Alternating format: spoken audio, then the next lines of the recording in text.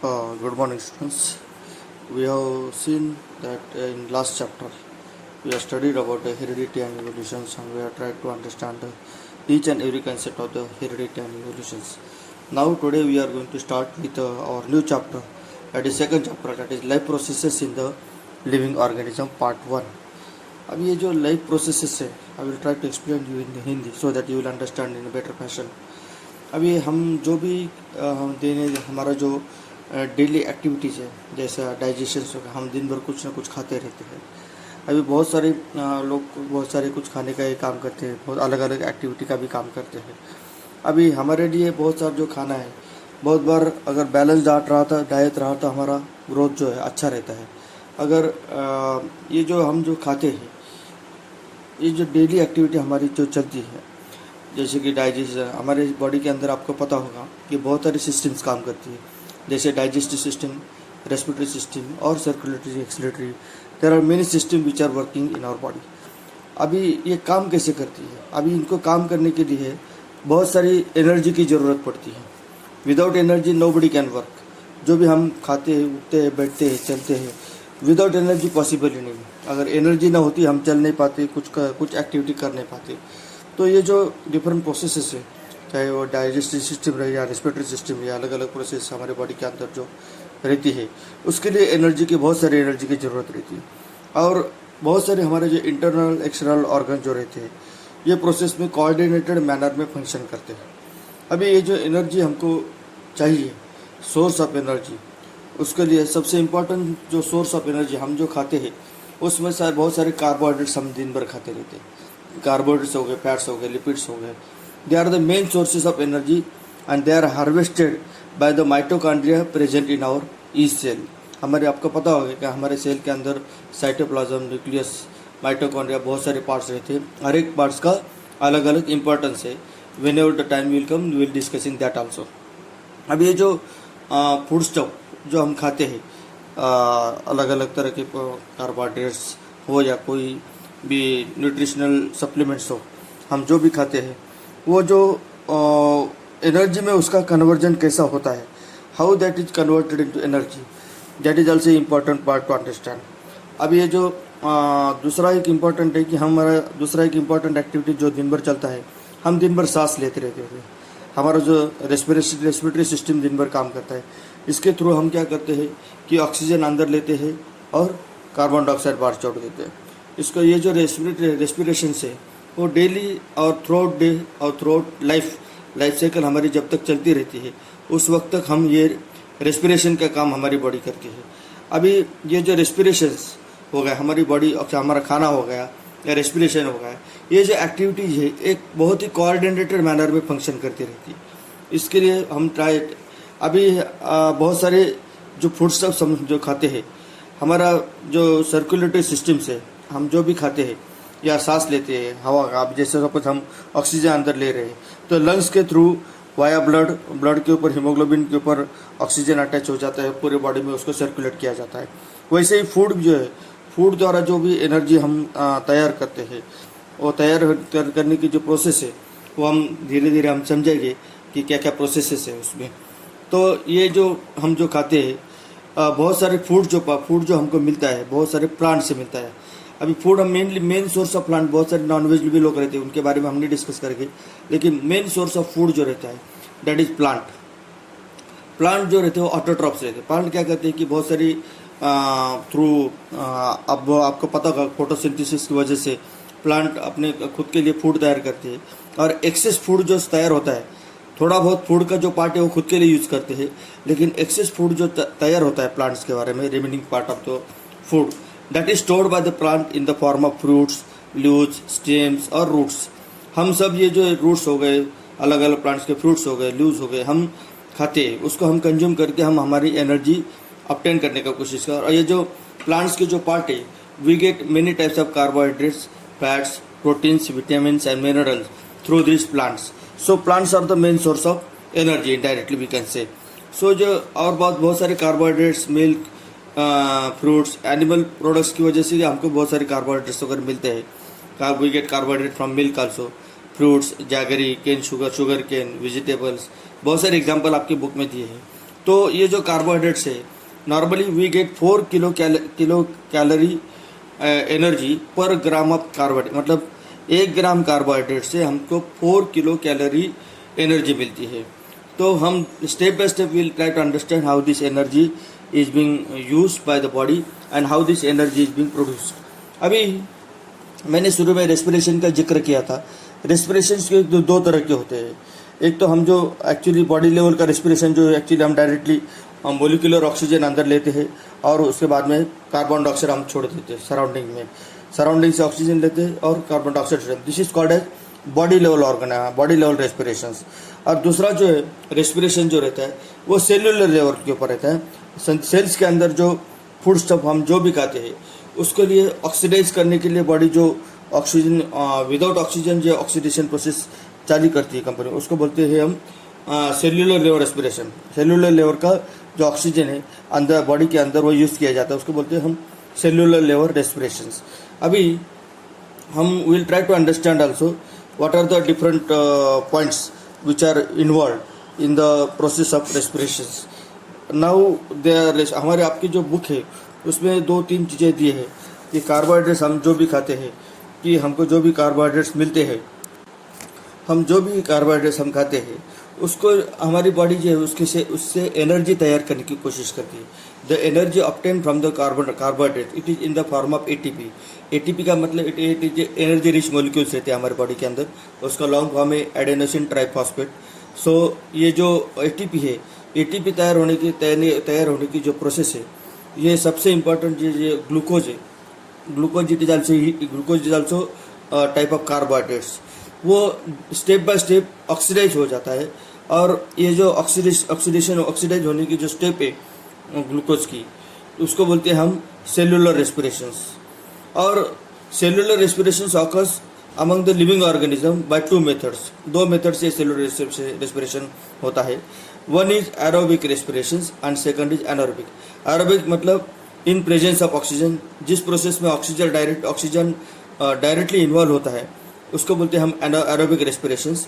और दूसरा जो ये एनर्जी तैयार करने की जो प्रोसेस है वो थ्रू सेलुलर लेवल के ऊपर ना होते एनारोबिक रेस्पिरेशन, मतलब without the presence of oxygen जो प्रोसेस होती है उसको बोलते हैं हम एनारोबिक रेस्पिरेशंस। अभी ये जो एरोबिक रेस्पिरेशंस का जो प्रोसेस है फर्स्ट पहले हम अंडरस्टैंड करने की कोशिश करेंगे, बाद में हम will go to the anaerobic respirations. अभी एरोबिक रेस्पिरेशंस ग्लूकोज जो ऑक्सीडाइज होता है वो उसके लिए जरूरी 3 स्टेप रहती है। You know what is oxidation process. Oxidation मतलब आपको पता होगा कि जिस भी प्रोसेस में ऑक्सीजन का मॉलिक्यूल ऐड किया जाता है उसको बोलते हैं हम सम मॉलिक्यूल्स का। सपोज हमने केमिस्ट्री में देखा होगा कि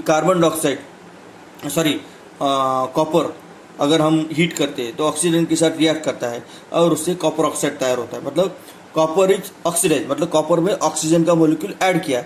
जिसी भी चीज़ में या जिसी भी स्पीशीज में ऑक्सीजन का मॉलिक्यूल जो ऐड किया जाता है उसको बोलते हैं हम ऑक्सीडेशन प्रोसेस, और पर्टिकुलर मॉलिक्यूल इज ऑक्सीडाइज।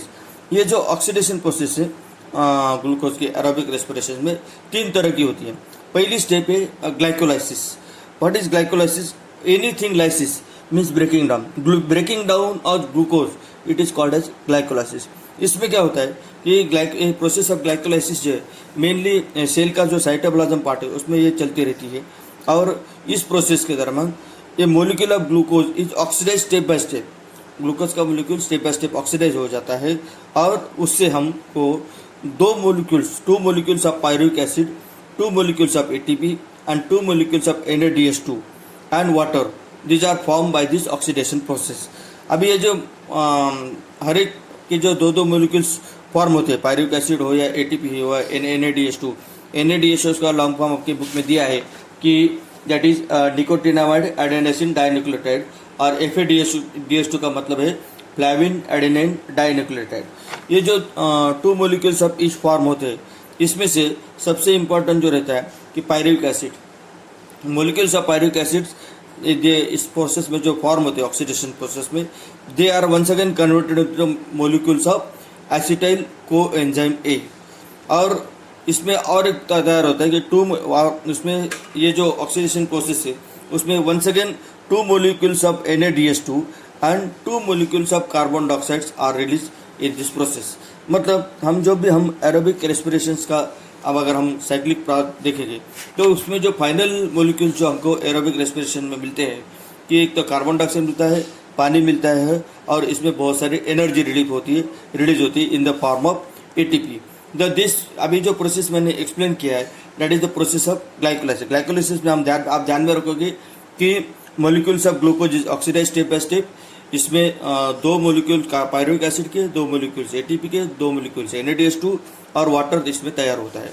और उसमें फर्दर ये जो pyruvic acid 2 molecules of pyruvic acid जो तैयार होते हैं once again they are converted into the molecules of acetyl coenzyme A and once again in this process ये जो ऊपर के प्रोसेस में जो 2 molecules of NADH2 and 2 molecules of carbon dioxide they are release in this glycolysis process.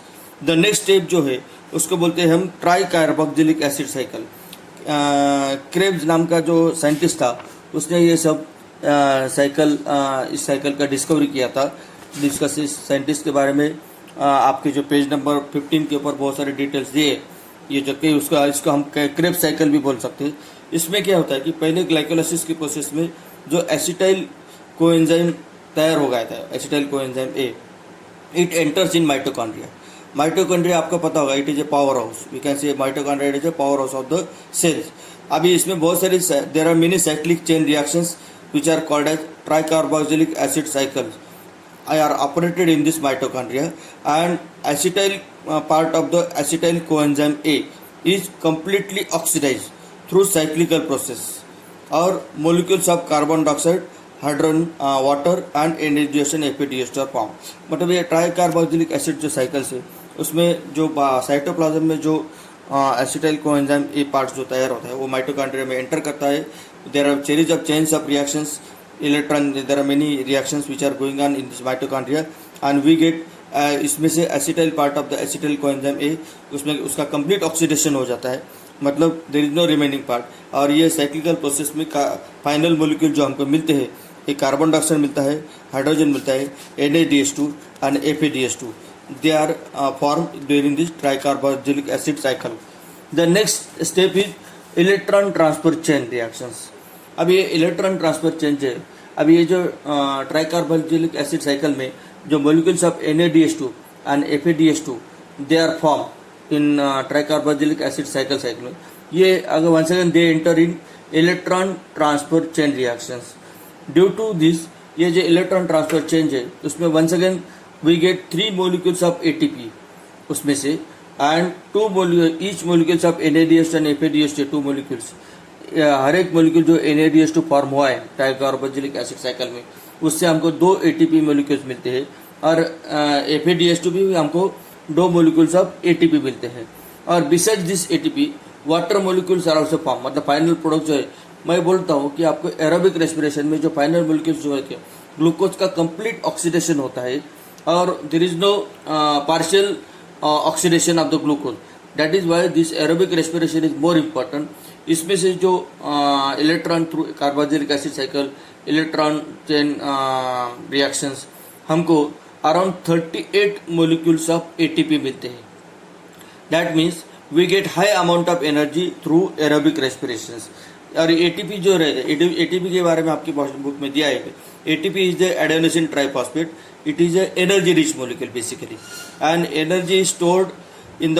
अभी ATP का adenosine मतलब ये आपको पता होगा DNA RNA ने हम किसका नाम एडेनोसिन का एडेनाइन का पढ़ा है हमने। ट्राइफॉस्फेट मतलब 3 बॉन्ड रहते हैं, फॉस्फेट के 3 बॉन्ड रहते हैं उसमें और ये जो इसमें बहुत सारी एनर्जी स्टोर्ड होती है। This molecules are stored in the cells as per the need. Chemically ATP is a triphosphate molecules form from the adenosine ribonucleotide. It contains उसमें बहुत सारे नाइट्रोजनस बेस रहते हैं, कंपाउंड एडेनाइन रहते हैं, पेंटेस शुगर रहती है, राइबोस शुगर रहती है और 3 फॉस्फेट ग्रुप रहते हैं। और जैसे जैसे ऑक्सीडेशन प्रोसेस उसमें चालू होता है कि उसका ब्रेकिंग डाउन होता है उससे बहुत सारी एनर्जी रिलीज हो जाती है। That is why we get during oxidation aerobic respiration we should remember that we get 38 molecules of ATP are form during aerobic respirations. अभी ये जो जब भी हम दूसरा पार्ट जो है एनारोबिक रेस्पिरेशन जो पार्ट है उसके बारे में जब भी हम थोड़ा बहुत पढ़ेंगे, इसके आगे नेक्स्ट पार्ट जो रहेगा उसमें एनारोबिक रेस्पिरेशन के बारे में आपको डिटेल में बताऊंगा। लेकिन ये जो हम जब हम डेली खाना खाते हैं तभी oxidation process, breaking down of glucose, glycolysis, tricarboxylic acid, electron transfer chain reactions, ये कंटिन्यूसली चालू रहते हैं। जैसे हम कभी कभी बहुत सारे हमारे अलग अलग धर्म में उपवास रखने वाले बहुत सारे लोग रहते हैं।